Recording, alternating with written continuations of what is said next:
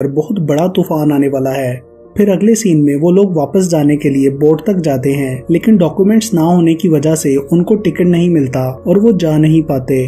उनका सामान भी गलती से बोट के साथ चला जाता है। वो वापस आ जाते हैं मगर उनके पासपोर्ट नहीं मिल रहे होते।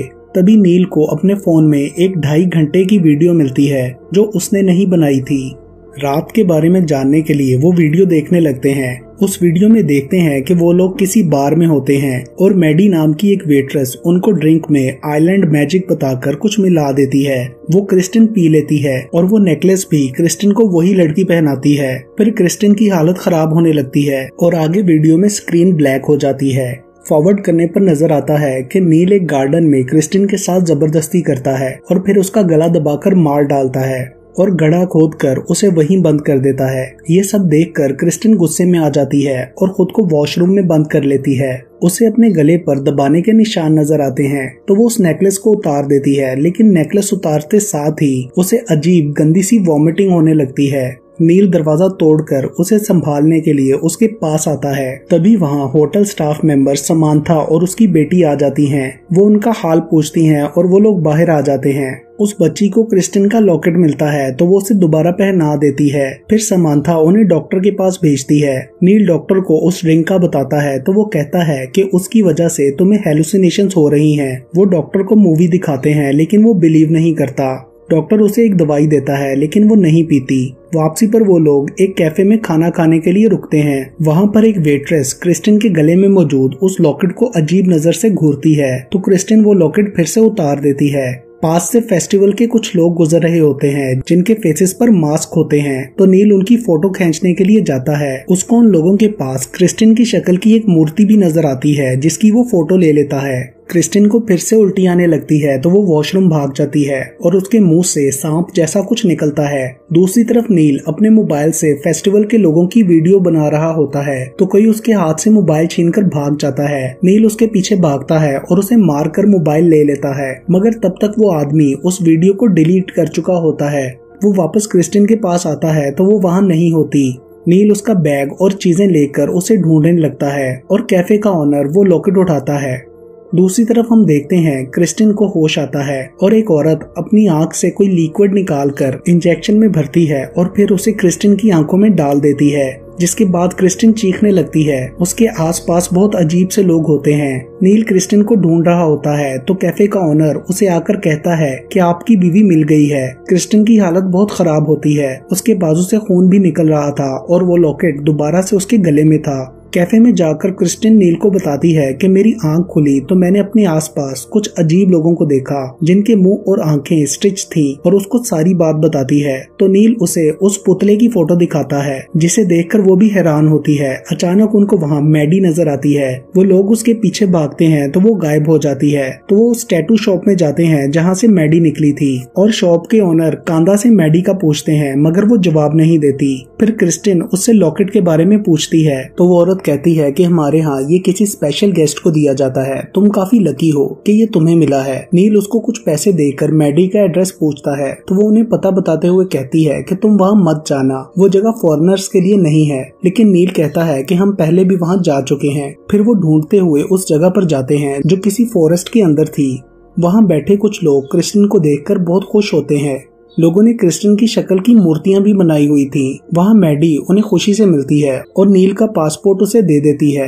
क्रिस्टिन के पासपोर्ट का पूछने पर वो कहती है कि मेरे पास एक ही था। वो उससे रात वाले ड्रिंक का पूछते हैं तो वो कहती है कि वो एक ड्रग था जो तुम्हारे दिमाग की फैंटेसीज खोलता है और उससे हेलुसिनेशंस भी होने लगती हैं। क्रिस्टिन अपना लॉकेट उतारने लगती है तो मैडी उसे रोकती है और कहती है कि अब तुम इसे उतार नहीं सकती। तभी सब लोग कुछ कहते हुए उनकी तरफ बढ़ने लगते हैं, जिनसे घबराकर वो दोनों वहां से चले जाते हैं। होटल वापस जाने पर समांथा उनके लिए एक बोट का अरेंज करती है और एक ड्रिंक देती है जिसे नील पीता है। क्रिस्टिन समांथा को ड्रिंक के लिए थैंक्स कहती है तो वो उसे बताती है कि ये आइलैंड मैजिक ड्रिंक है। तो क्रिस्टिन उससे पूछती है कि ये आइलैंड मैजिक क्या चीज है तो वो उसे बताती है कि पहले मैं बहुत बीमार रहती थी तो किसी ने मुझे इस आइलैंड पर आने का कहा तो यहाँ आकर मैं बिल्कुल ठीक हो गई और दोबारा कभी बीमार नहीं हुई। क्रिस्टिन समांथा को अपना लॉकेट देते हुए कहती है कि मैं इन सब बातों पर बिलीव नहीं करती, इसलिए ये लॉकेट तुम रख लो, मगर वो लेने से मना कर देती है कि ये तुम्हारी गुड लक के लिए है।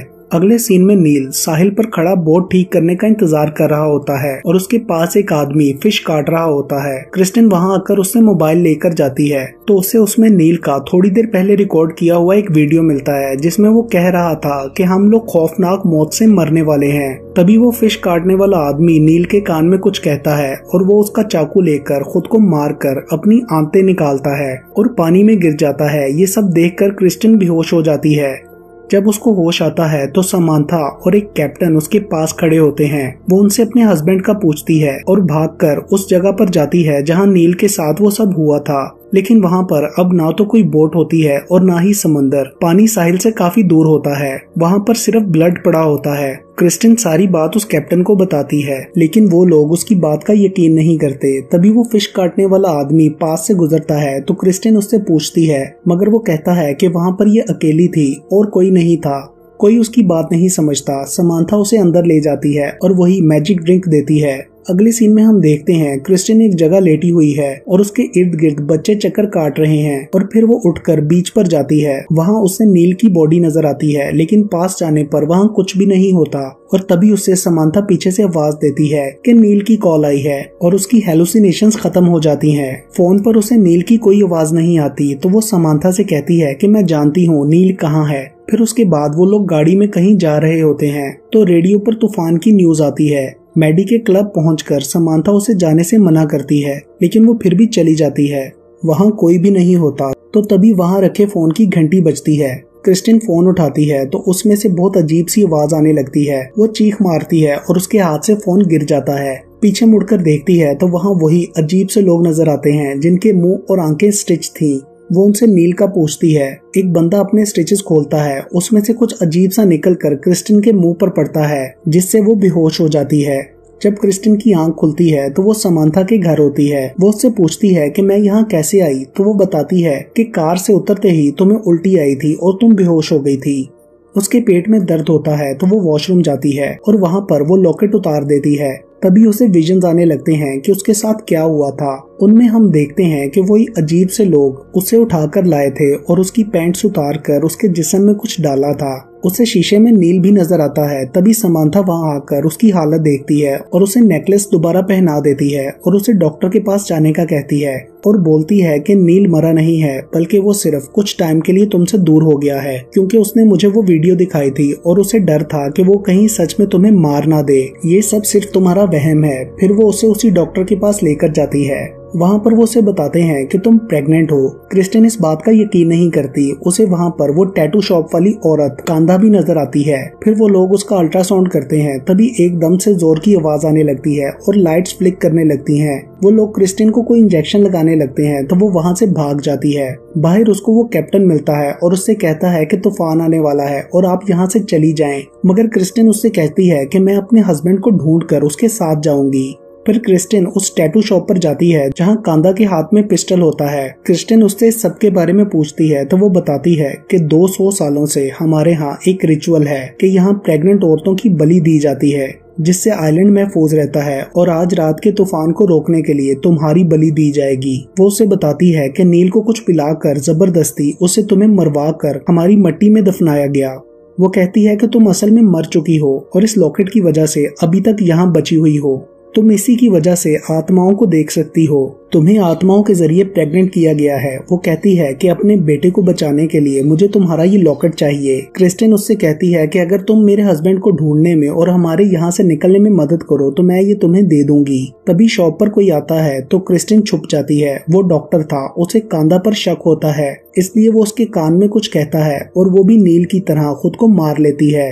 क्रिस्टिन उसका पिस्टल लेकर वहां से भाग जाती है। वो बहुत से लोगों से मदद मांगती है लेकिन सब उसे देखकर दरवाजा बंद कर लेते हैं। तभी समांथा वहां आती है और उसे कहती है कि मैं तुम्हें यहाँ से बाहर निकालती हूँ और उसे गाड़ी में ले जाती है। अचानक समांथा की बेटी कहती है कि मॉम ये बोट की तरफ जाने वाला रास्ता नहीं है। तभी क्रिस्टिन उसे गाड़ी रोकने का कहती है लेकिन समांथा नहीं रुकती। तो क्रिस्टिन बच्ची से पूछती है कि तुम्हारी माँ कहाँ है। वो कहती है जमीन के नीचे। तभी फिर समांथा बताती है कि उसने इस आइलैंड के लिए अपनी खुशी से कुर्बानी दी थी और मुझे भी कैंसर था जो इस आइलैंड पर आने के बाद ठीक हुआ। इसलिए इस आइलैंड को बचाने के लिए कुर्बानी देनी पड़ती है। फिर क्रिस्टिन सीट बेल्ट बांधकर उसे शूट कर देती है, जिसके बाद गाड़ी एक दरख्त से टकरा जाती है। क्रिस्टिन वहां से भागकर जंगल में चली जाती है, मगर उधर वो लोग आ जाते हैं और उसे बेहोश करके वहां से ले जाते हैं। रात को जब क्रिस्टिन की आंख खुलती है तो वो उठकर एक जगह जाती है जहां लोग दिए लेकर खड़े होते हैं और उसके आगे झुकते हैं। फिर वही अजीब सा आदमी उस पर कुछ धुआं डालता है और वो दोबारा बेहोश हो जाती है।